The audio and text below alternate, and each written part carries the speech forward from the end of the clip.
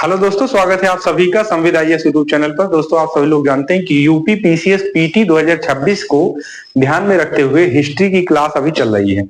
जैसे ही हिस्ट्री की class complete होगी, उसके आगे हम लोग लगातार अन्य सब्जेक्ट की क्लास भी कंटिन्यू करेंगे। पॉलिटी की देखेंगे, ज्योग्राफी की देखेंगे, अन्य क्लास भी देखेंगे।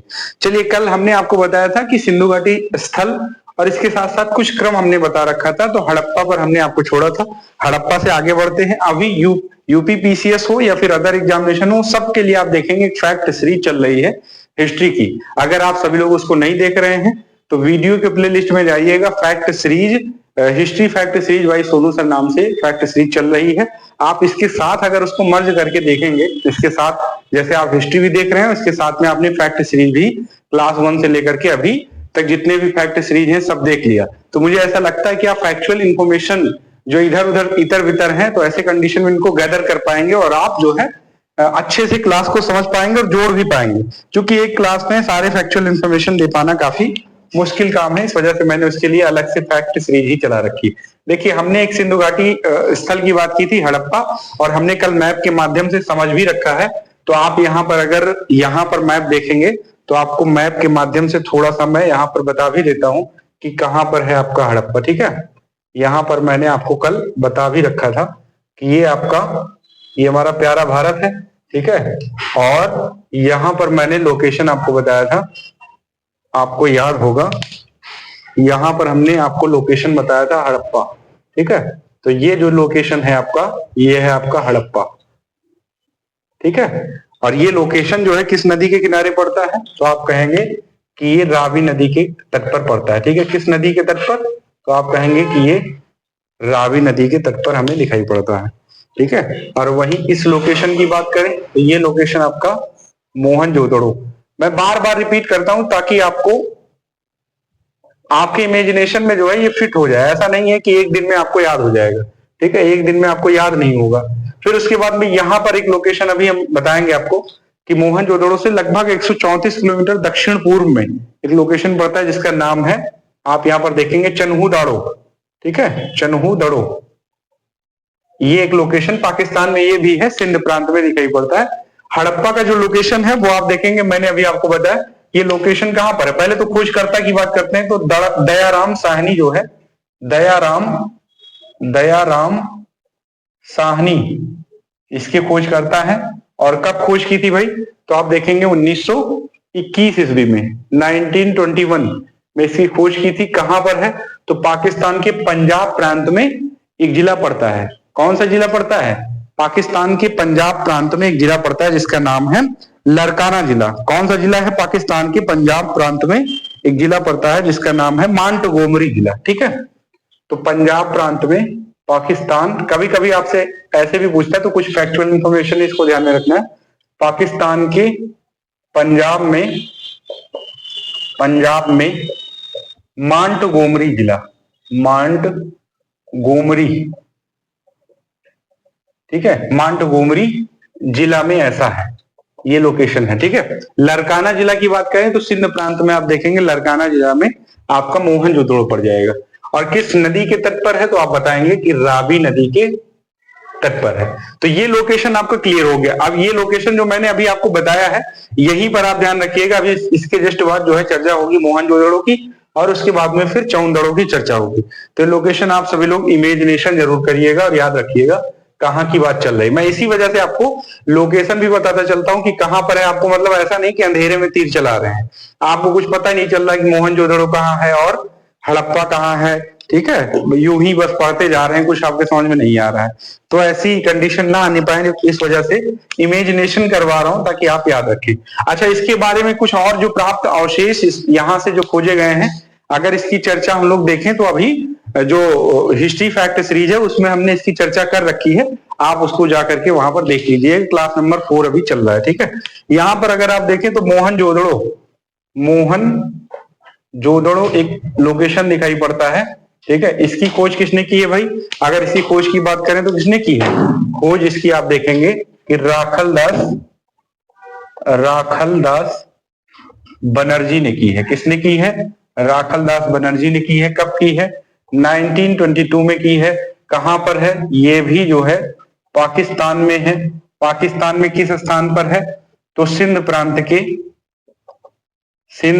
प्रांत के लरकाना जिला में है, लरकाना जिला में है। ठीक है, किस नदी के तट पर है? तो सिंधु नदी के तट पर है। इसके बारे में जो हमने अभी अवशेष बताए हैं वो अवशेष आप देखेंगे अभी फैक्ट सीरीज जो हमने चलाई थी उसमें आपको ध्यान में रखना है।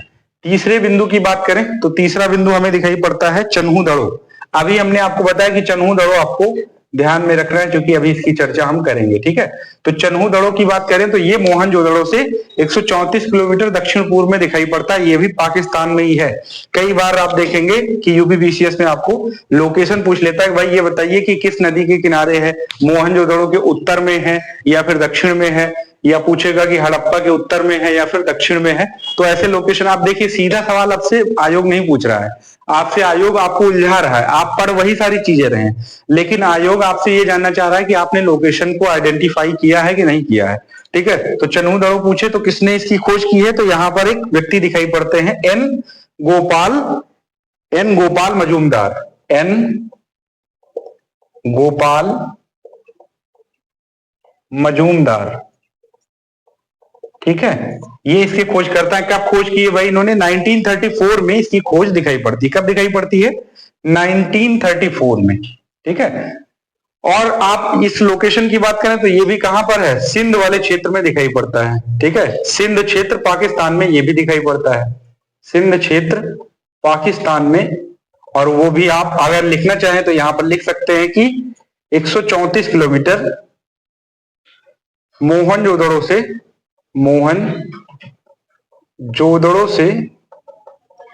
134 किलोमीटर दक्षिण पूर्व में ये लोकेशन दिखाई पड़ता है। और किस नदी के किनारे? तो ये भी आप देखेंगे कि सिंधु नदी के तट पर दिखाई पड़ता है। 3 लोकेशन। अच्छा, यहां पर इसके चौंदड़ों की कुछ विशेषता की बात करें, क्योंकि हमने जो है हड़प्पा और मोहनजोदड़ो की कुछ विशेषता को देख रखा है। ठीक है, तो चौंदड़ो की विशेषता की बात करें तो जो प्रमुख पॉइंट दिखाई पड़ता है, ये एक औद्योगिक नगर के रूप में जाना जाता है। ठीक है, इसको जो है एक औद्योगिक केंद्र के रूप में जाना जाता है। अब औद्योगिक केंद्र किसके लिए है? औद्योगिक केंद्र के रूप में इसको जाना जाता है।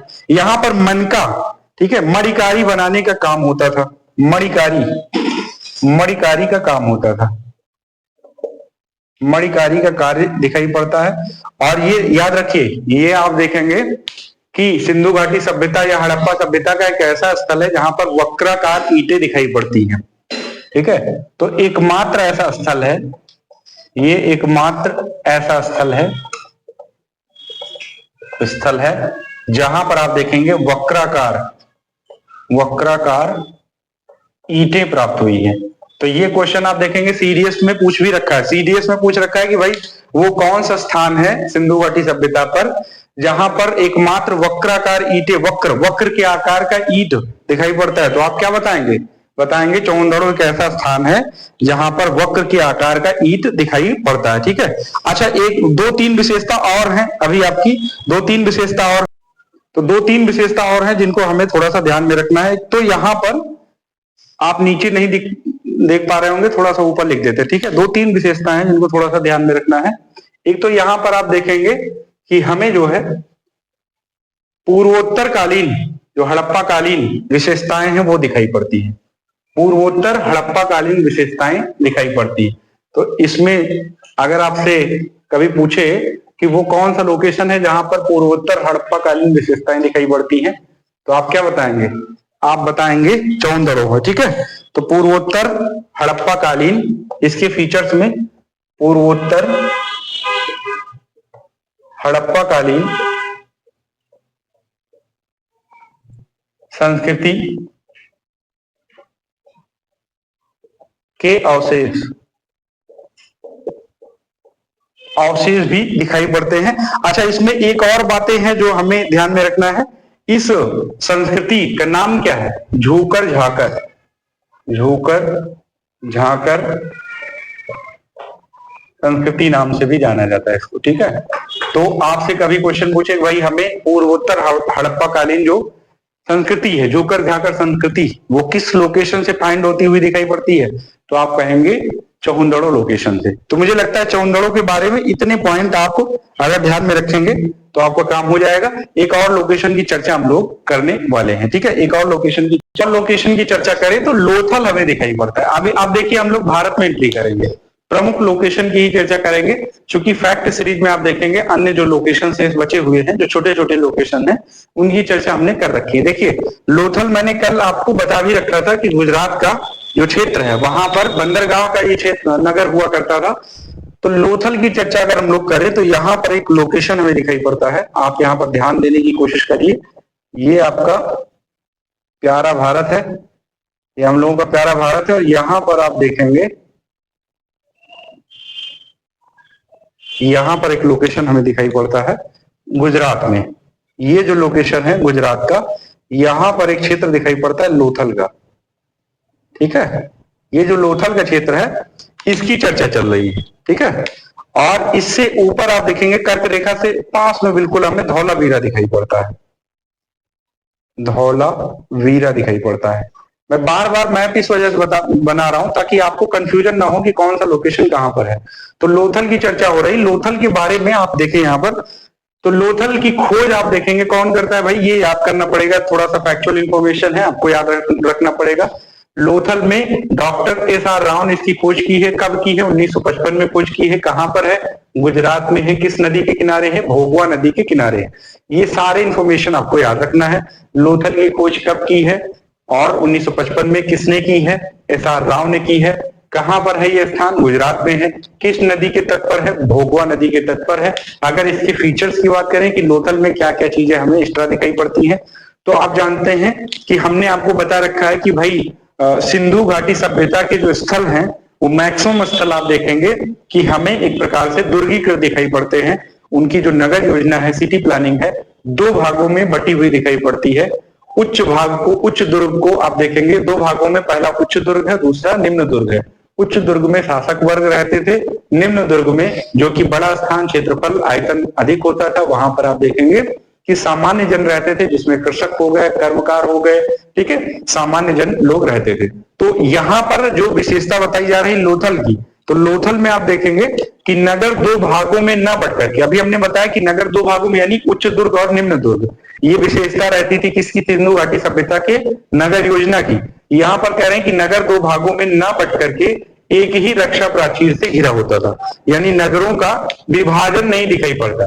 ये पॉइंट आप देखेंगे कई बार जो है यूपीपीसीएस ने अपने पीवाईक्यू में डाल रखा है कि कौन सा ऐसा लोकेशन है जहां पर नगर दो भागों में ना बट करके एक ही रक्षा प्राचीर से घिरा था, तो आप बताएंगे लोथल। अब देखिए दूसरी विशेषता तो आप सभी लोगों को पता है कि बंदरगाह नगर था, ये बंदरगाह था, ठीक है। अब यहां पर आप देखेंगे कि नाव के चित्र भी मिले हैं। नाव के चित्र एक हमने आपको और बता रखा था, मोहनजोदड़ो से नाव के चित्र मिले हैं। अच्छा, अभी जो मैंने फैक्ट सीरीज जो है बताई है, आपका क्लास नंबर शायद 5 है या 4 है मुझे लगता है, उसमें मैंने शायद आपको बता दिया था कि कंघा और लिपस्टिक का जो साक्ष्य है वो आपको बनावली बता रखा है, जो कि इसका सही जो तथ्य होगा वो क्या होगा? वो होगा आपका चन्हू-दड़ो। सही तथ्य इसका क्या होगा भाई? सही तथ्य इसका होगा चन्हू-दड़ो, ठीक है। अब यहाँ पर देखिए बंदरगाह नगर है, और दूसरा अगर यहाँ पर आप देखें तो दूसरा हमें नाव के चित्र भी यहाँ पर दिखाई पड़ते हैं। तो नाव के चित्र भी हमें यहां पर दिखाई पड़ते हैं, ठीक है। तो दो पॉइंट विशेष तौर पर आपको ध्यान में रखना है। एक और जो पॉइंट आपको ध्यान में रखना है वो क्या है, वो भी आप समझ लीजिए। यहां पर एक पॉइंट हमें दिखाई पड़ता है कि यहां पर 20 समाधियां मिली हैं। यहां पर 20 समाधियां मिली हैं, 20 समाधियां मिली हैं। और समाधियों की चर्चा करें तो आप देखेंगे कि 3 युग्मित समाधियां मिली। मतलब देखिए कई कई जगह तो आप देखेंगे कि एक ही कब्र में 2 लोग दफनाए जाते थे, लेकिन लोथल एक ऐसा स्थान है जहां पर एक ही कब्र में 3 लोग जो है दफनाए हुए मिले हैं। तो कभी आपसे पूछा जाए कि ये बताइए कि वो कौन सा लोकेशन है जहां पर जो है 3 युग्मित समाधियां मिली हैं, तो आप क्या बताएंगे? तो आप कहेंगे कि लोथल एक ऐसा स्थान है जहां पर 3 युग्मित समाधियां मिली हैं, 3 युग्मित समाधियां, ठीक है। तो ये इंफॉर्मेशन भी आपके लिए काफी कारगर है। तो जब भी फीचर्स की बात करें तो 4-5 पॉइंट जो लोथल के बारे में आपको ध्यान में रखना है। पहला, कहां पर किसने खोज की है, डॉक्टर एस.आर. राव ने। दूसरा, वर्ष की बात करें कब खोज की, 1955 में। तीसरा, कहां पर ये लोकेशन है, तो गुजरात में हमने आपको बताया। चौथा, किस नदी के तट पर है, तो यहाँ पर अगर आप नदी भी आइडेंटिफाई करना चाहें तो इसको बता दें कि आप ये भोगुआ नदी के तट पर, ठीक है। वहीं अगर आपसे कोई पूछे कि भाई इसके कुछ फीचर्स बताइए, इसमें क्या क्या चीजें फाइंड हुई हैं, तो आप बताइए कि सामान्यतया जो है नगर हमें 2 भागों में बटे हुए दिखाई पड़ते हैं, लेकिन यहाँ पर एक ही रक्षा प्राचीर से घिरा हुआ जो सिटी प्लान है वो दिखाई पड़ता है। बंदरगाह नगर था, नाव के चित्र यहाँ पर प्राप्त हुए हैं। क्योंकि बंदरगाह था तो नाव से तो कनेक्टेड होगा ही। 20 समाधियां, जिनमें से आप देखेंगे कि मैक्सिमम जो समाधियां हैं वो 3 युग में समाधियां दिखाई पड़ती हैं, ठीक है। तो ये लोथल के बारे में जानकारी रही। अगर आप चर्चा करें अन्य लोकेशन में, अभी देखिए भारत के ही अंतर्गत हम लोग गुजरात में ही अभी एंट्री किए हुए हैं। गुजरात में जो प्रमुख लोकेशन है इनको हम लोग आइडेंटिफाई कर रहे हैं और इनकी कुछ फीचर्स को भी देखने की कोशिश कर रहे हैं। देखिए अभी हमने आपको बताया कि धौलावीरा जो है गुजरात में ही पड़ता है। गुजरात के कच्छ वाला जो क्षेत्र दिखाई पड़ता है, कच्छ का रण, यहाँ पर आप देखेंगे कच्छ के रण में जो है हमें एक लोकेशन दिखाई पड़ता है, वो है धौलावीरा। तो धौलावीरा की बात करें तो यहाँ पर आप देखिए कुछ फैक्चुअल इंफॉर्मेशन जो आपको ध्यान में रखना है। क्या ध्यान में रखना है कि इसकी खोज किसने की है, तो जेपी जोशी जी ने इसकी खोज की है। कब की है, 1967 में। कब की है, 1967 में। ये कहां पर है, गुजरात के कच्छ जिले में है। किस नदी के तट पर है, तो लूनी नदी। आपको पता है कि लूनी नदी जो है अरावली पर्वत से निकलती है, राजस्थान के अरावली पर्वत से निकलती है और अंतःस्थलीय नदी है, केवल भारत तक ही सीमित रहती है। ये जो है आप देखेंगे अरब की खाड़ी में नहीं गिरती है, अंतःस्थलीय नदी है जो कि अरावली पर्वत से निकलती, ठीक है। अब यहाँ पर देखिए अगर इसकी विशेषता के बारे में बात करें कि कुछ विशेषता धौलावीरा की हमें अगर ध्यान में रखनी हो, तो यहाँ पर देखिए कुछ विशेषताएं जो हमारे एग्जामिनेशन के लिए जरूरी हो जाती हैं। पहला, तो यहाँ पर आप देखेंगे उत्तम जल निकास प्रणाली यहाँ पर दिखाई पड़ता है। तो आप जल की बात, इसकी चर्चा हमने कई बार कर भी रखी है कि उत्तम जल निकास प्रणाली दिखाई पड़ती है।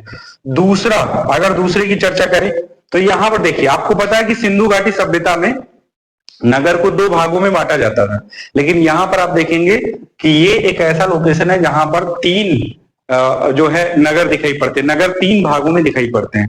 तो आप कहेंगे कि एकमात्र स्थल है, एकमात्र ऐसा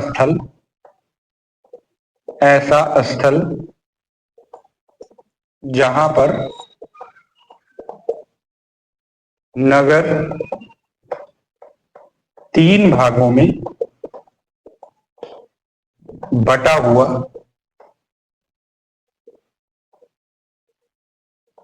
दिखाई पड़ता है। 3 भागों में बटा हुआ दिखाई पड़ता है। और वो भाग कौन कौन से हैं, तो आप देखेंगे दुर्ग भाग है, दुर्ग भाग, मध्य नगर और निचला नगर।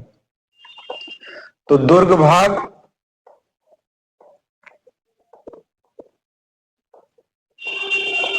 मध्य भाग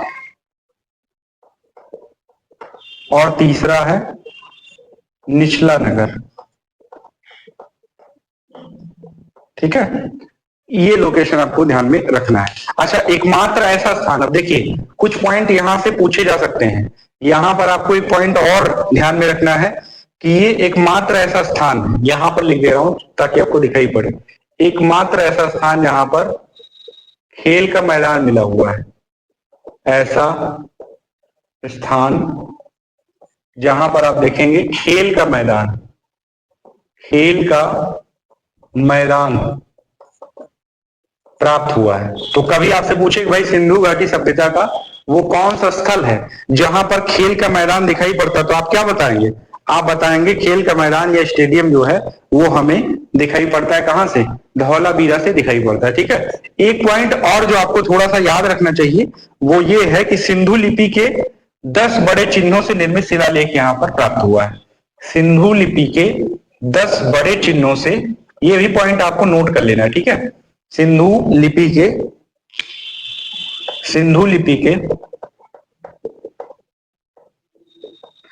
लिपि कैसी थी, भाव चित्रात्मक थी, यानी एक प्रकार से चित्रात्मक शैली में दिखाई पड़ती है। तो सिंधु लिपि के 10 बड़े चिन्हों से निर्मित शिलालेख। बड़े चिन्हों से निर्मित शिलालेख यहां पर हमें दिखाई पड़ता है। ठीक है, इतने पॉइंट मुझे लगता है कि आप याद रखेंगे तो आपका काम हो जाएगा। कि जल संरक्षण तकनीक यहां पर हमें अच्छी दिखाई पड़ती है, उत्तम जल निकासी प्रणाली या जल संरक्षण तकनीक। जल संरक्षण तकनीक उन्नत टाइप की दिखाई पड़ती है। दूसरा हमने आपको बताया कि एकमात्र ऐसा स्थान जहां पर हमें स्टेडियम दिखाई पड़ता है या खेल का मैदान दिखाई पड़ता है। कहीं स्टेडियम भी लिखा हो तो स्टेडियम का मतलब क्या, खेल का मैदान ही होता है। वहीं दूसरा पॉइंट है कि भाई सिंधु लिपि के 10 बड़े चिन्हों से निर्मित जो है शिलालेख हमें दिखाई पड़ते हैं। तो धौलावीरा वाला जो लोकेशन है वो आपको ध्यान में रखना है। ठीक है, अन्य लोकेशन की ओर बढ़ते हैं और देखने की कोशिश करते हैं कि अन्य लोकेशन हमारा कौन सा है। अब राजा आपको हरियाणा के अंतर्गत जो लोकेशन याद रखना है वो है राखीगढ़ी। तो राखीगढ़ी के बारे में जो आपको इन्फॉर्मेशन ध्यान में रखना है वो ये है कि प्रारंभिक खोजकर्ता हमें कौन दिखाई पड़ते हैं, सूरज भान दिखाई पड़ते हैं। इन्होंने खोज कब की है, 1963 में इसकी खोज की है। यहाँ पर दो खोजकर्ता के नाम आप जब सर्च करेंगे तो आपको मिलेगा, अमरेंद्र नाथ भी मिलेंगे जो 1997 से 2000 के मध्य आप देखेंगे कि हमें दिखाई पड़ता है। वही इस लोकेशन की बात करें तो लोकेशन हमें हरियाणा के हिसार जिले में दिखाई पड़ता है। किस नदी के तट पर, तो सरस्वती नदी के तट पर दिखाई पड़ता है। इसके बारे में अगर प्रमुख विशेषताओं की बात करें तो आप यहां पर देखेंगे जो हमें प्रमुख बातें दिखाई पड़ती हैं। पहली बात जो हमें दिखाई पड़ती है वो ये है भाई, प्रमुख बात जो हमें दिखाई पड़ती है राखीगढ़ी के बारे में वो ये है कि हमें जो है विशेष तौर पर अन्नागार और रक्षा प्राचीर के साक्ष्य यहां से मिले हैं। अन्नागार एवं रक्षा प्राचीर के साक्ष्य यहां से मिले हैं। ठीक है, अच्छा अन्नागार का जो साक्ष्य है वो आपको पता है कि मोहनजोदड़ो में भी मिले हैं। विशाल अन्नागार और बृहद स्नानागार के साक्ष्य जो है वो आपके मोहनजोदड़ो से भी मिले हैं। 2012 में ग्लोबल हेरिटेज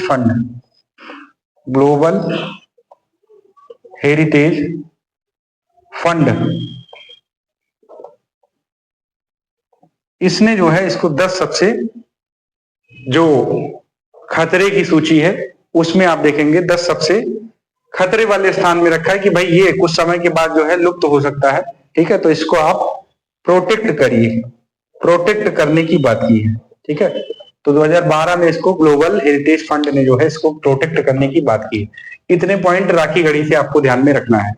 अब अगले पॉइंट की ओर बढ़ते हैं। यहीं पर हरियाणा में ही एक लोकेशन है बनावली। हरियाणा में एक लोकेशन है बनावली, उसके बारे में थोड़ा सा ध्यान देते हैं कि क्या यहाँ पर आपको ध्यान में रखना है। बनावली, और उसके बाद में आज के बाद में ये सेशन जो है आपका सिंधु घाटी सभ्यता वाला, क्योंकि दो एपिसोड हो चुके हैं, फिर आपका हो जाएगा औपचारिक रूप से समाप्त हो जाएगा। कल जो कुछ पॉइंट आपके विशेष तौर पर बचे होंगे उनको थोड़ा सा ध्यान में रखेंगे। ठीक है, तो बनावली एक लोकेशन है आपका। यहाँ पर एक लोकेशन क्या है, एक लोकेशन आपका जो दिखाई पड़ता है बनावली लोकेशन, जो हमने अभी आपको बताया कि बनावली है। ठीक है, तो इसकी खोजकर्ता की बात करें तो आप यहाँ पर देखेंगे इसकी खोजकर्ता जो हमें दिखाई पड़ते हैं वो है आर.एस. बिष्ट। इसकी खोजकर्ता की बात करें तो आर.एस. बिष्ट जो है इसके खोजकर्ता दिखाई पड़ते हैं। कब खोज किया इन्होंने, 1973 में इसकी खोज की है। कहां पर है ये, तो आप कहेंगे कि भाई ये हरियाणा में है। आपका कहां पर है, हरियाणा में है। अभी मैंने इसकी चर्चा कर ही रखी है। ठीक है, हरियाणा में है। किस नदी के किनारे है, तो बनावली भी आप देखेंगे सरस्वती नदी के किनारे दिखाई पड़ती है। ठीक है, तो बनावली जो लोकेशन है वो सरस्वती नदी के किनारे दिखाई पड़ता है। इसके फीचर्स की बात करें, जो फीचर्स आपको थोड़ा सा ध्यान में रखना है। देखिए बनावली आप बचपन से ही पढ़ रहे होंगे, एनसीईआरटी पढ़े होंगे, तो आप देखेंगे कि हल का साक्ष्य जो है वो हमें बनावली से दिखाई पड़ता है। तो मिट्टी का बना हल, ठीक है, मिट्टी का बना हल का साक्ष्य हमें यहां पर दिखाई पड़ता है। वहीं अगर दूसरे पॉइंट की बात करें तो यहां पर हड़प्पा के तीनों अवस्थाओं की विशेषता दिखाई पड़ती है। तो आप देखेंगे प्राक हड़प्पा, हड़प्पा काल एवं हड़प्पोत्तर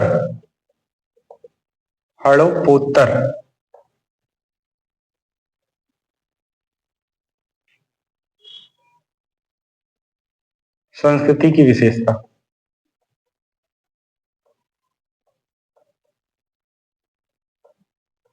ठीक है, यहां पर एक जो और प्रमुख बात दिखाई पड़ती है वो ये है कि जल निकास प्रणाली का अभाव दिखाई पड़ता है। जल निकास प्रणाली का अभाव दिखाई पड़ता है। ठीक है, और कुछ पॉइंट अगर आप यहां पर याद करना चाहें तो लिख सकते हैं कि अधिक मात्रा में जौ का साक्ष्य। ठीक है, तो 4 पॉइंट आप बेसिकली यहां पर याद रख सकते हैं कि बनावली किसने खोज की? आर.एस. बिष्ट ने। कब की? 1973 में। कहां पर है? हरियाणा में है। किस नदी के तट पर है? सरस्वती नदी के तट पर है। ठीक है, यहां पर इसके फीचर्स की बात करें तो मिट्टी का बना हुआ हल जो है इसकी फीचर्स के रूप में दिखाई पड़ता है यहां पर। ठीक है, उसका साक्ष्य मिला है। प्राक हड़प्पा, हड़प्पा काल और हड़प्पोत्तर संस्कृति की विशेषता यहां पर देखने को मिलती है। जल निकास प्रणाली का अभाव हमें दिखाई पड़ता है बनावली में। अधिक मात्रा में जौ का साक्ष्य हमें बनावली से जो है मिलता हुआ दिखाई पड़ता है। ठीक है, तो आज जो आपका हड़प्पा संस्कृति के अंतर्गत जो प्रमुख लोकेशन है उनकी हमने चर्चा कर रखी है। तो आज विशेष तौर पर इनकी चर्चा समाप्त होती है। कल जो कुछ बातें हड़प्पा संस्कृति से संबंधित हमें जाननी होंगी वो देखेंगे और उसके बाद में हड़प्पा संस्कृति आपकी समाप्त होगी। जो आपकी अगली क्लास होगी वो होगी ऋग वैदिक काल। ऋग वैदिक काल के अंतर्गत हम लोग देखेंगे क्या? ऋग वैदिक काल की विशेषता, समाज कैसी थी। ठीक है, समाज के साथ साथ में हम लोग देखेंगे किस तरीके से शासन व्यवस्था, महिलाओं की क्या स्थिति है। तो ऋग वैदिक काल के बारे में हम लोग समझने की कोशिश करेंगे। तब तक के लिए आप अपना ख्याल रखिएगा। बहुत बहुत धन्यवाद।